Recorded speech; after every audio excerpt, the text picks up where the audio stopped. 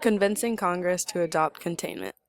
Containment is the foreign policy that attempts to contain communism from spreading outside of the places it already exists.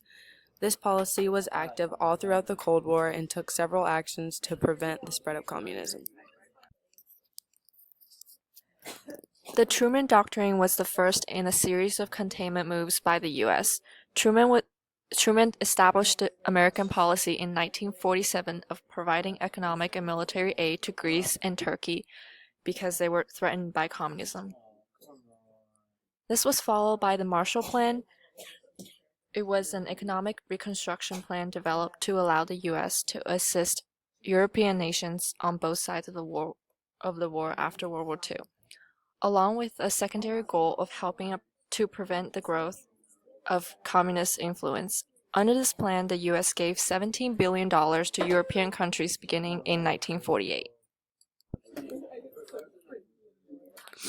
In order to stop the spread of communism, America formed the North Atlantic Treaty Organization. It was the first peacetime military alliance the United States entered into outside of the Western Hemisphere.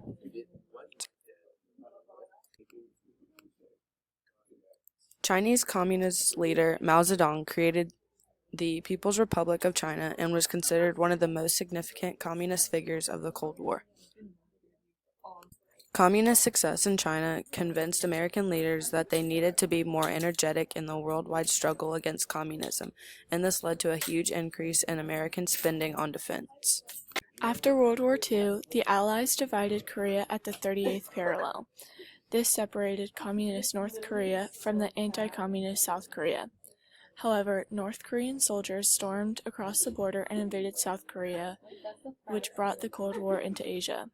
Many feared that the North Korean invasion was an attempt in a communist movement to take over the world, so the United States staying out of the conflict was no longer an option.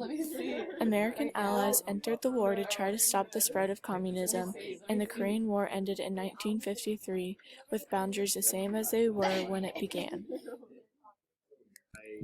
Senator Joseph McCarthy accused 205 men in the state of being communists and investigated them through a witch hunt and put possible communists on trial. However, people didn't believe him and he lost all credibility. The domino theory began in the 1950s and believes that we are obligated to contain communism and not allow it to spread because if it does, more countries will fall to communism.